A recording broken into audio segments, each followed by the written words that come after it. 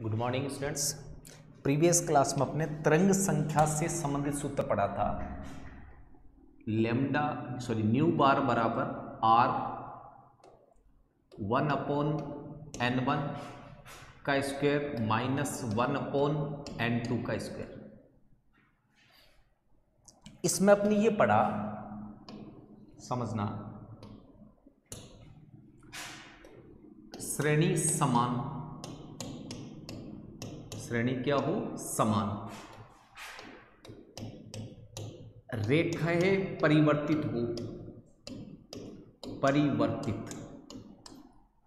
जैसा मान लो मैंने लाइमन श्रेणी ले ली, वो फिक्स कर दी, इसका मतलब n1 की वैल्यू 1 होगी। अब रेखाएं चेंज करें, सबसे छोटी रेखा, सबसे बड़ी रेखा, उनके लिए वैल्यू ज्ञात करनी हो तो याद रखना है छोटी रेखा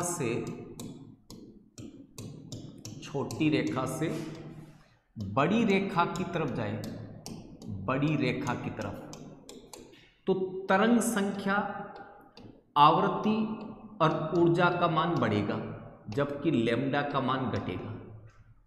एक ही श्रेणी में छोटी रेखा से बड़ी रेखा की तरफ जाए तो ऊर्जा, आवृत्ति, तरंग संख्या बढ़ती है, लैम्ब्डा घटता है। यह कल आपने किया है। दूसरी सिचुएशन, रेखा समान हो, श्रेणी चेंज करें, श्रेणी परिवर्तित। मान लो मैं सबसे छोटी रेखा लेता हूं सभी में, बट श्रेणी चेंज है, लाइमन, बामर, पास्टन, ब्रैकेट, फंड वगैरह। तब लाइमन श्रेणी से हैम्ब्रिज श्रेणी की तरफ जाएंगे तो आवृत्ति, तरंग संख्या, ऊर्जा घटेगी, जबकि लैम्ब्डा का मान बढ़ेगा। अगर श्रेणी चेंज की तो लाइमन के लिए तरंग संख्या, आवृत्ति, ऊर्जा सबसे ज्यादा होगी, इसके लिए सबसे कम, और लैम्ब्डा इसके लिए सबसे कम, इसके लिए सबसे ज्यादा, और सीरीज में ये चेंज। एक सूत्र मैंने आपको पढ़ाया था, कुल रेखाओं की संख्या, कि कुल कितनी रेखाएं बनती है। यह सूत्र था n-1/2। जैसे लाइमन में बनती है n-1, बामर में n-2, पास्टन में n-3, टोटल इसी सूत्र से आती है। अगर मान लो n2 से n1 में जंप कर जाए तब कितनी बनेगी? तब ये सूत्र याद रखना है, रेखाओं के लिए कितनी कुल रेखाएं बनेगी, तब आएगा n2 माइनस n1 का डिफरेंस गुणा में n2 माइनस n1 का डिफरेंस प्लस 1 अपॉन में 2 आएगा। यह सूत्र अपने पहले किया नहीं था, अब इस सूत्र से क्वेश्चन दे रहा हूं, समझना। मान लो आपके क्वेश्चन ये आया कि एट्थ कोष से थर्ड कोष में आता है, एट्थ कोष से थर्ड कोष में आता है, तो कुल रेखाएं कितनी बनेगी? n2 का मान 8 है, n1 का मान 3 है, 8वें से तीसरे में आया, कुल बनने वाली रेखाओं की संख्या। तो देखो n2 माइनस n1, 8 माइनस 3 5 हो गया, ये 5 प्लस 1 6 हो गया, तो कितना आया? 5 × 6/2 बराबर 15। टोटल 15 रेखाएं बनेगी जब एट्थ कोष से थर्ड कोष में आएगा। अब वो 15 कौन कौन सी बनेगी देखना।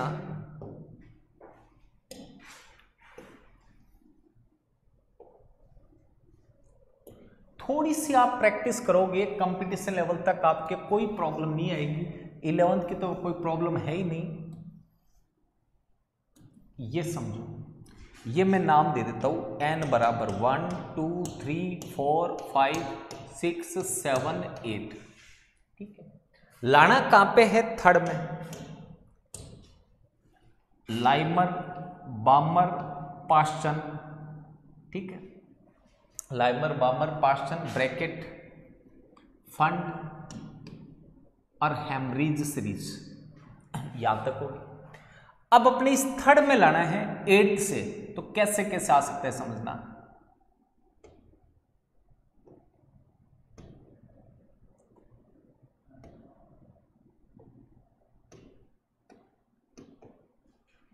ये 5 रेखाएं बन गई किसमें? पाश्चन के अंदर। पाश्चन श्रेणी की 5 रेखाएं बनी है। अब चौथे में देखना, ब्रैकेट श्रेणी में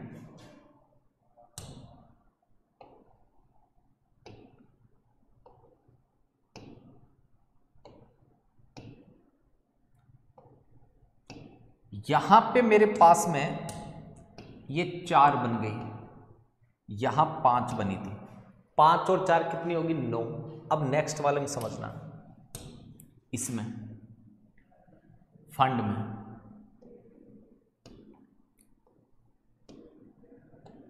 ये मेरे पास 3 बन गई। 5, 4, 9 और 3, 12। अब हेमरीज सीरीज में देखना,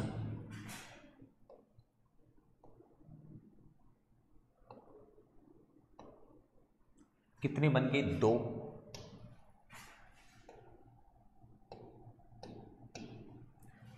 5, 4, 9, 3, 12 और 2, 14। अब इससे ऊपर वाले में देखना, इसमें 1 बनेगी, आगे नहीं बनी। तो टोटल कितनी हुई? 1, 2, 3, 4, 5, 6, 7, 8, 9, 10, 11, 12, 13, 14, 15। ये 15 रेखाएं बन सकती है। ऐसे कोई सा भी आपके पास आ सकता था। वापस यहां समझना, और कोई सा भी दे दूं, जैसे मान लो मैंने ये दे दिया आपको, छठे कोष से पहले में जाता है, तो डिफरेंस हुआ 5। 5 × 6/2, वही 15 बनेगी। अब चाहे आप बना के देख लेना, टोटल 15 बनेगी। यहां तक चीजें अपने काम की है। अब इसका न्यूमेरिकल करें, समझना। एक एक तो अपने कल सबका किया था। अब क्वेश्चन ऐसे समझना, बामर श्रेणी की तीसरी रेखा के लिए, बामर श्रेणी की तीसरी रेखा के लिए ऊर्जा की गणना कीजिए। ऊर्जा की गणना कीजिए। मैं छोटे छोटे 2 क्वेश्चन कराऊंगा, उससे आपकी ये सारी बातें न्यूमेरिकल की क्लियर होनी चाहिए, चाहे वो लाइमन हो, बामर हो, पाश्चन, ब्रैकेट फंड, कोई सा भी हो। ऐसे समझो, बामर सीरीज की बात कर रहे हैं, फॉर्मूला तो यही आएगा।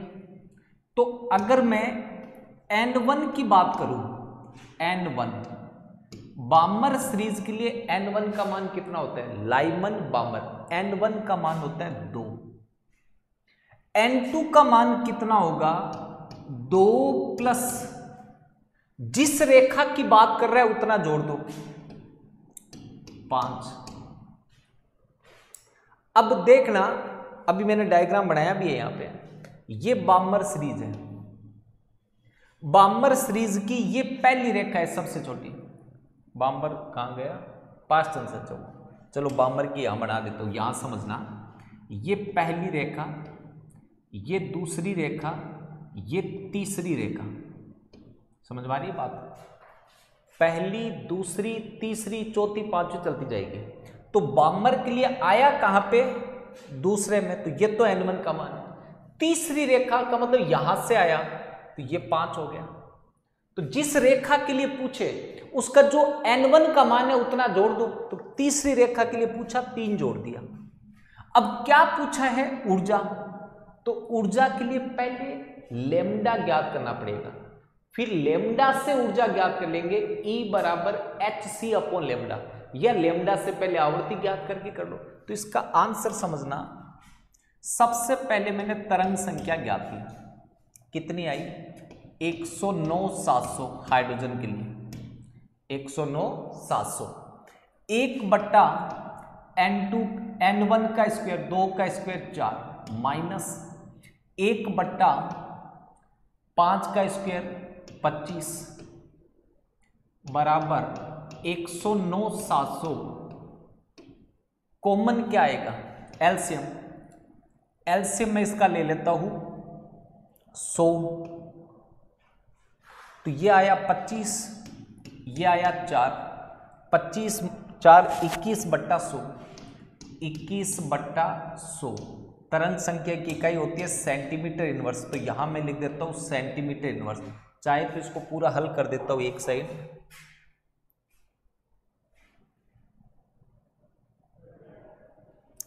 109,700।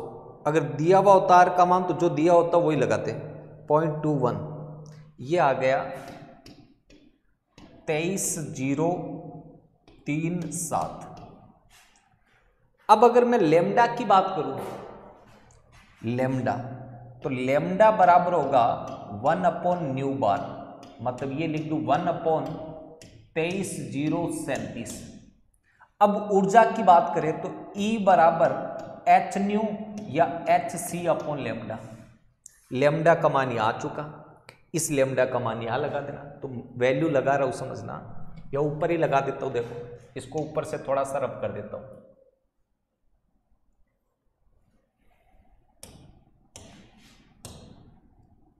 E बराबर H का मान, ये सेंटीमीटर है इनवर्स, सेंटीमीटर इनवर्स, तो यहां सेंटीमीटर आएगा तो H सेंटीमीटर वाली इकाई में लेना है। 6.62 गुना 10⁻⁻27 अर्ग इंटू सेकेंड इनवर्स बट्टा HC, C का मान सेंटीमीटर वाली इकाई में 3 गुना 10⁻10, 8 तो मीटर पर सेकंड, 10 ले लो सेंटीमीटर पर सेकंड, बट्टा लेमडा का मान, ये 1 बट्टा ऊपर चला जाएगा 23,037।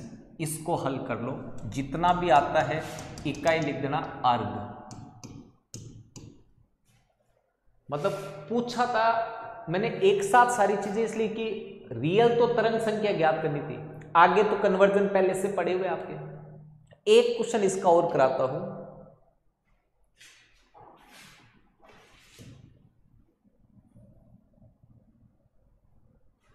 समझना क्वेश्चन।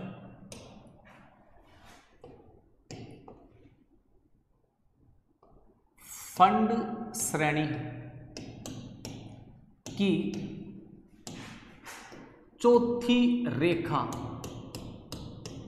रेखा की आवृत्ति ज्ञात कीजिए। आवृत्ति ज्ञात कीजिए, चौथी रेखा की आवृत्ति ज्ञात कीजिए। समझना, फंड के लिए N1 बराबर होगा 5, Lyman, बामर, Paschen, bracket fund. N2 का मान हो जाएगा कितना है, चौथी रेखा 5 + 4 9। अब वैल्यू रख के तरंग संख्या ज्ञात कर लो, चाहे 1 बट्टा लेमडा ज्ञात कर लो, एक ही बात है। तो यहां तरंग संख्या कितनी आएगी, 109,700 गुणा 1 बट्टा 5 का स्क्वायर 25 माइनस 1 बट्टा 9 का स्क्वायर 81।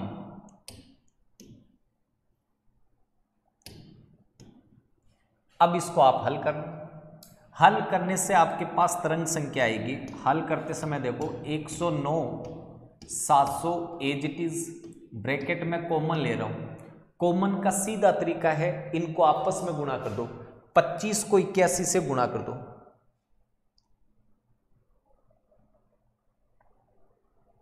25 गुणा 81 20 25, यहां इन दोनों का डिफरेंस आ जाएगा 81 - 25, 81 - 25 कितना आ जाएगा 56, 56। ये तरंग संख्या का मान आया है। आवृत्ति पूछिए तो या तो लेमडा ज्ञात करके कर लो या एस से संबंध देख लो, संबंध समझना। न्यू बार बराबर होता है, सॉरी, लेमडा बराबर है 1/न्यू बार, आवृत्ति बराबर है C/लेमडा। तो इस लेमडा की जगह ये सूत्र लिख दो 1/न्यू बार, तो न्यू बार ऊपर चला जाएगा, ये सूत्र आ गया आवृत्ति बराबर C × तरंग संख्या। इस सूत्र से कर लो, चाहे पहले लेमडा ज्ञात कर लो, एक ही बात है। क्या सूत्र आया, आवृत्ति = तरंग संख्या × C। तरंग संख्या का मान आया 109,700 गुणा 56 बट्टा 20-25 सेंटीमीटर इनवर्स। ये सेंटीमीटर इनवर्स है, इसलिए इसका मान सी का मान सेंटीमीटर में लेना है 3 गुना 10⁻10 सेंटीमीटर पर सेकंड। इसको हल कर लो, आवृत्ति आ जाएगी, इकाई हो जाएगी सेकंड इनवर्स। इकाई क्या हो जाएगी? Second inverse. अब अभी तक अपने जितना पढ़ा है विद्युत चुंबकीय विकिरण, मेन जो चीजें हैं इस सूत्र में विद्युत चुंबकीय विकिरणों में, वो आपको तरंग संख्या, तरंग दैर्ध्य, आवृत्ति और ऊर्जा में संबंध पता होना चाहिए। साथ में अपने प्रकाश विद्युत प्रभाव पढ़ा था, एच न्यू बराबर एच न्यू 0 प्लस गतिज ऊर्जा। तो यहां से अब कुछ न्यूमेरिकल ले रहा हूं मैं, समझना। अब तक जो पढ़ा है मैंने पहले न्यूमेरिकल इसलिए नहीं लिया कि आप कंफ्यूज हो जाते। अब सारे सूत्र पढ़े हुए, एक एक सूत्र समझते जाना। प्रश्न समझना, किसी रेडियो स्टेशन में जो संदेश आ रहे हैं उन संदेश की आवृत्ति इतनी है 1368 किलोहर्ट्ज, उसकी तरंग दैर्ध्य क्या होगी?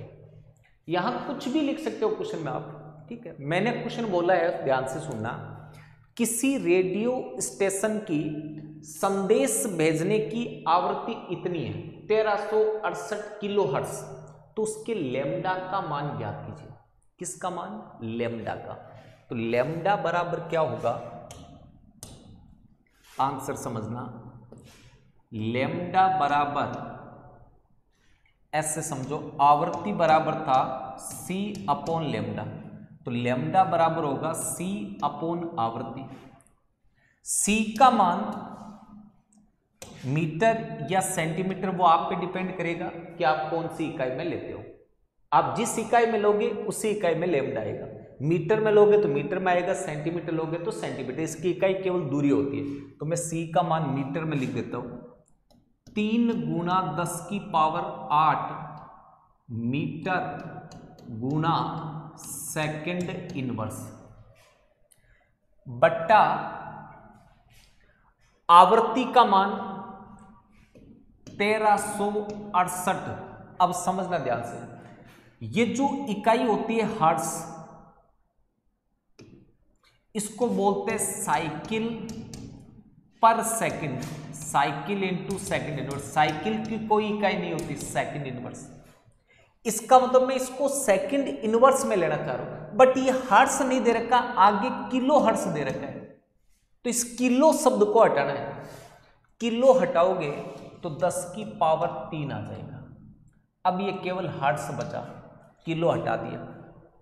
किलो हटा के हर्ट्ज लगाया, हर्ट्ज की जगह ले सकते हैं सेकंड इनवर्स। इसकी जगह क्या ले सकते हैं? Second inverse. सेकंड इनवर्स से सेकंड इनवर्स कैंसिल, केवल मीटर बचेगा। रिजल्ट कितना आ जाएगा?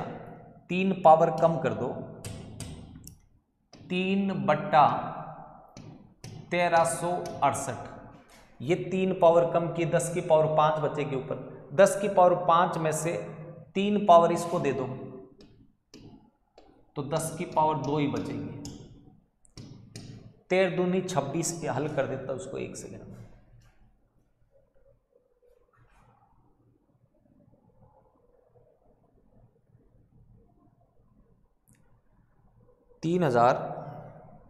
डिवाइड 1368 2.19 गुना 10⁻2 मीटर। अगर आप इसको सेंटीमीटर में लेते हैं तो यहां 10⁻10 होती, तो यहां 10⁻4 सेंटीमीटर आ जाता। ये आराम से देख लो। दूसरा क्वेश्चन समझना, सोडियम लैंप पीला रंग प्रदान करता है। सोडियम लैंप पीला रंग प्रदान करता है, जिसका तरंग दैर्ध्य 589 नैनोमीटर है। इसकी आवृत्ति क्या होगी?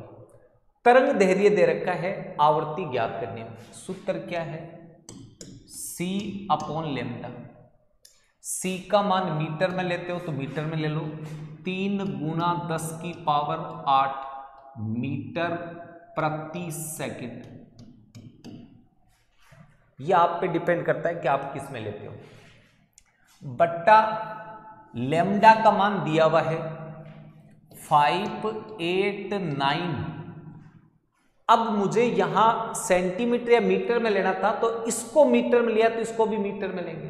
दिया हुआ है नैनोमीटर, केवल मीटर चाहिए, नैनो को हटा दो। नैनो किससे हटता है?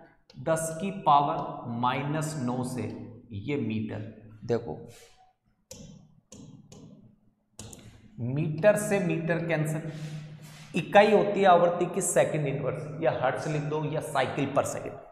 ये पावर ऊपर जाएगी तो प्लस की हो जाएगी, तो प्लस की पावर 8, तो पहले से 9, ये जाएगी 10⁻17। 17 में से 3 पावर इसको दे दो, 3000 गुणा 10⁻14 बट्टा 589।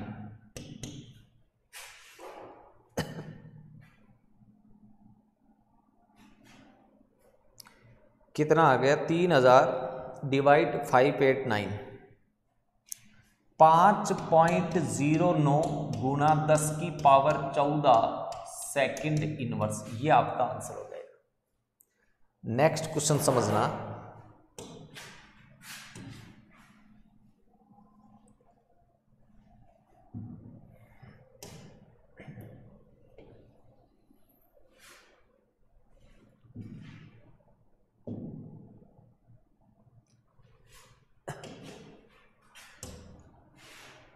किसी विकिरण की आवृत्ति दे रखी है 5 गुणा 10⁻19 सेकंड इनवर्स, या इसको हर्ट्ज बोल सकते हैं।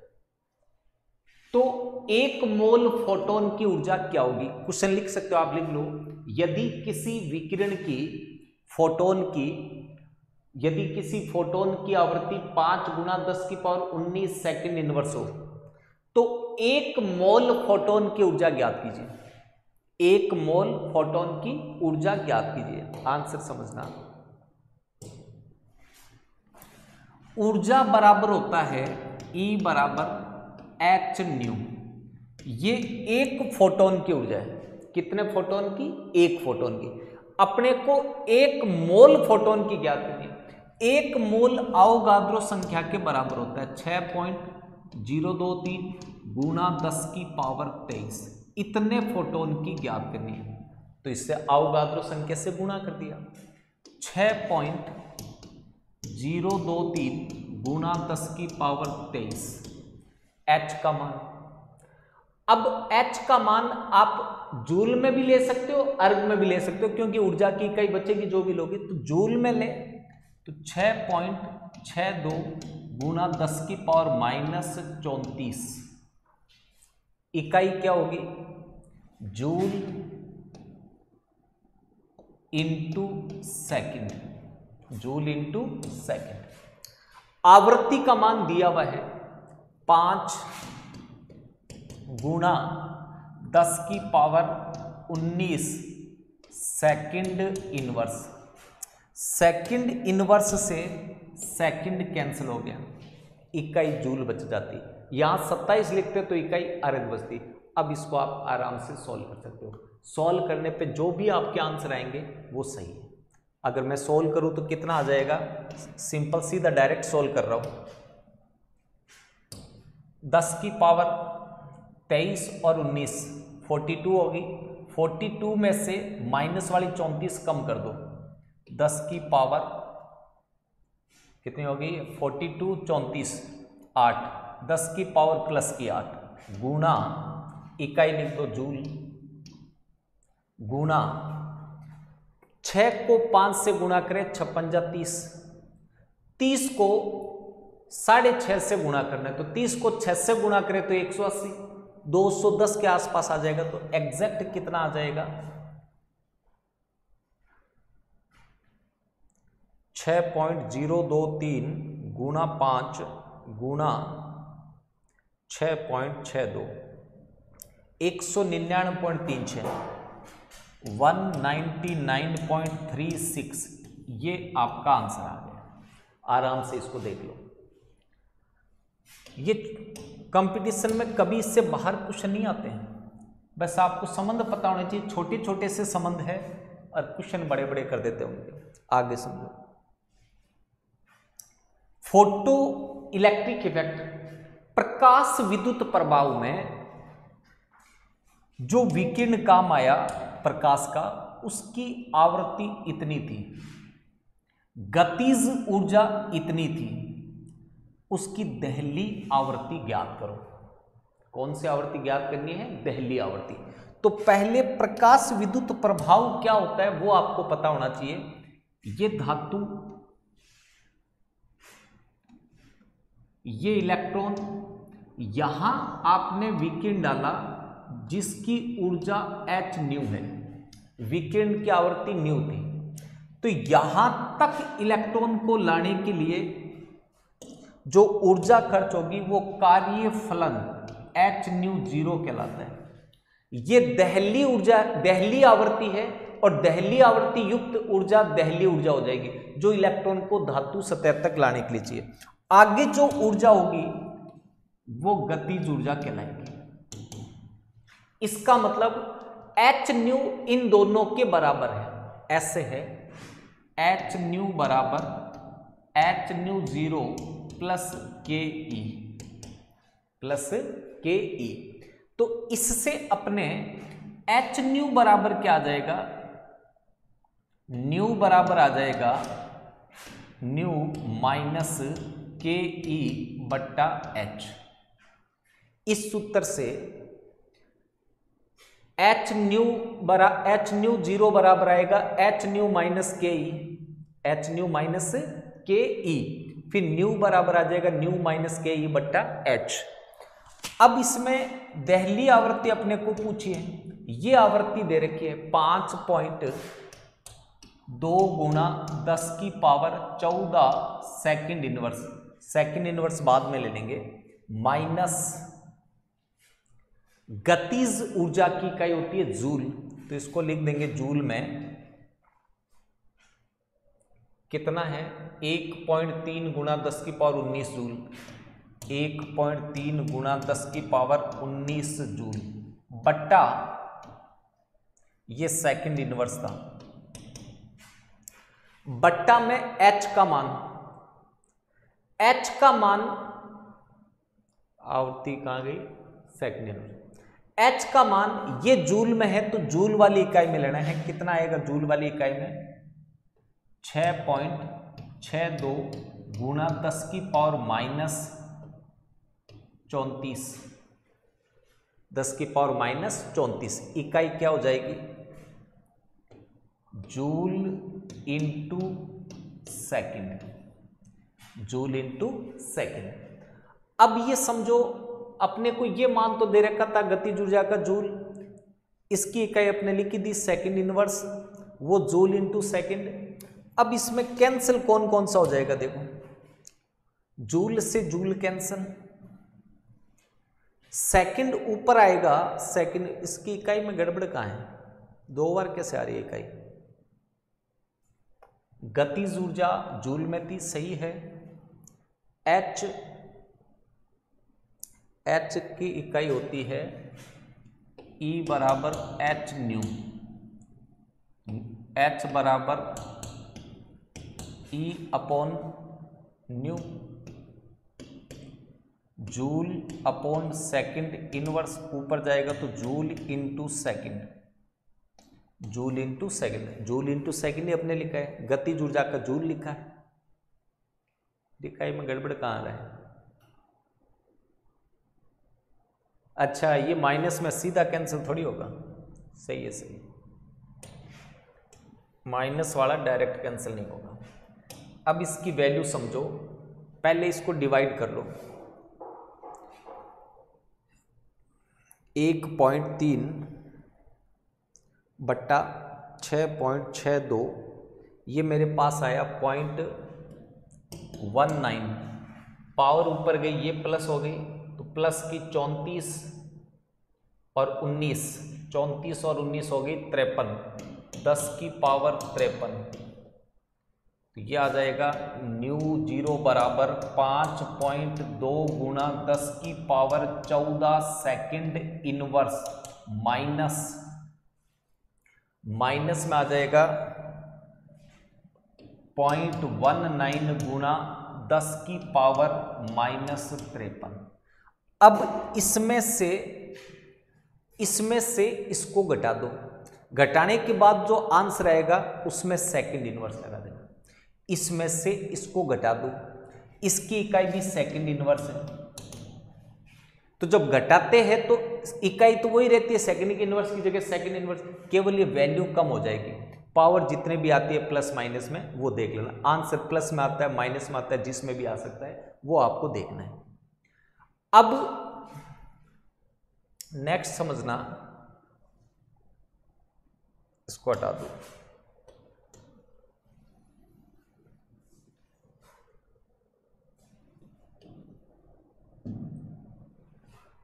लेमडा की वैल्यू आपको गिवन है 5000 एंगस्ट्रॉम। लेमडा कितना है? 5000 एंगस्ट्रॉम। कार्यफलन 1.9 इलेक्ट्रॉन वोल्ट है, तो फोटोन की ऊर्जा कितनी होगी, गतिज ऊर्जा कितनी होगी? क्वेश्चन मैं बोल रहा हूं, आप क्वेश्चन लिख ले ध्यान से।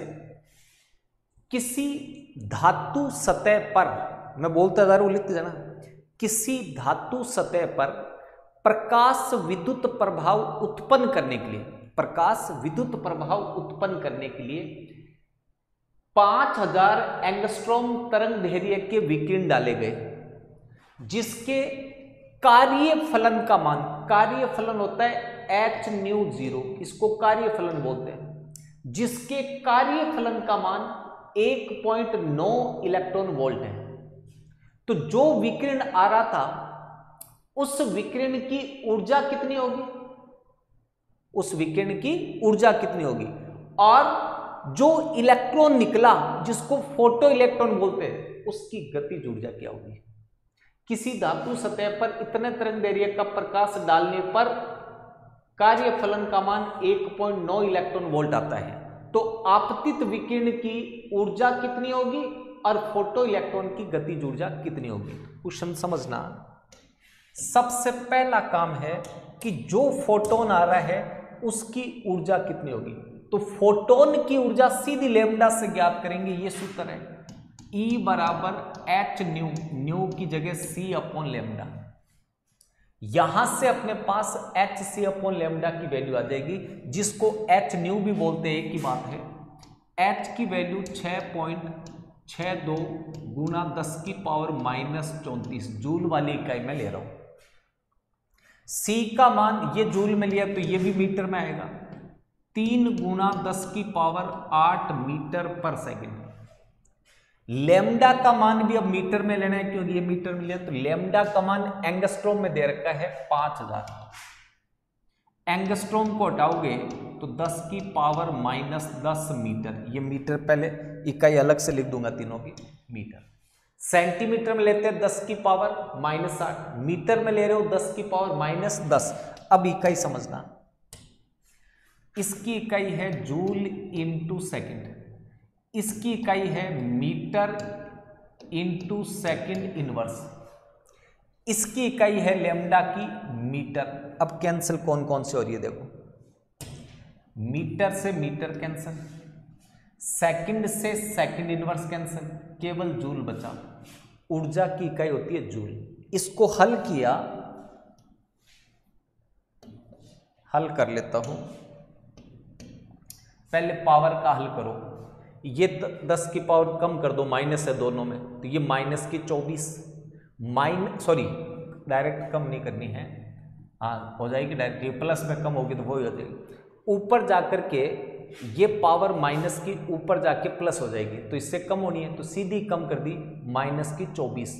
-24 में से 8 पावर और कम करो, तो -24 में से 8 कम की -16, तो ये बचा -16 में 3 ये वाली ले जा करके प्लस की जोड़ दो, माइनस और कर दो, ये 10 की पावर 3 ऊपर माइनस आएगी तो माइनस में जुड़ जाएगी, -16 और -19, 6.62 गुणा 3/5 ऊपर गुणा में आ जाएगा 10 की पावर -19, इकाई मैंने अभी आपको बताई थी जूल।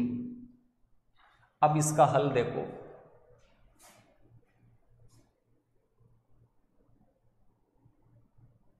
(6.62 गुणा 3/5 3.97 गुणा 10⁻⁻19 जूल। ये ऊर्जा किसकी आई है? फोटोन की एनर्जी आई है, फोटोन की ऊर्जा।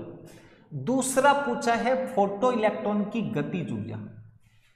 तो गतिज ऊर्जा के लिए ऐसे समझना, एच न्यू, ये वाला एच न्यू को रिप्रेजेंट कर रहे हैं, एच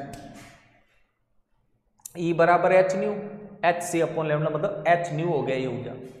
एच न्यू बराबर होता है एच न्यू 0 प्लस के ई। तो के ई बराबर क्या आएगा? H new minus H new 0। ये अपने को ज्ञात करना है। तो ये वाला तो ज्ञात कर ही लिया, इधर कर देता हूं सेकंड पार्ट। ये फर्स्ट पार्ट था, सेकंड पार्ट समझना, के ई बराबर H new minus H new 0। H new की वैल्यू यहां आ गई 3.97 गुणा 10⁻⁻19 माइनस एच न्यू 0 कार्यफलन को प्रदर्शित करता है। कार्यफलन का मान दे रखा है 1.9 इलेक्ट्रॉन वोल्ट।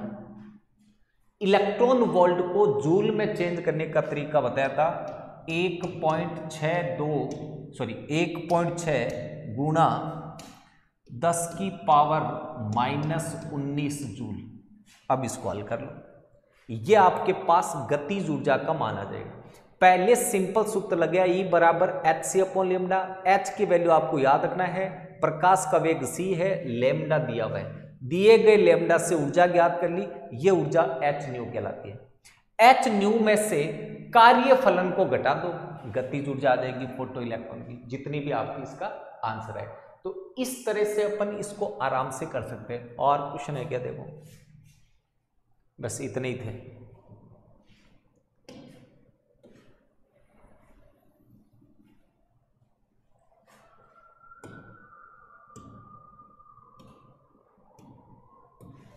आज के लिए इतना काफी है। Thank you, have a nice day, God bless you.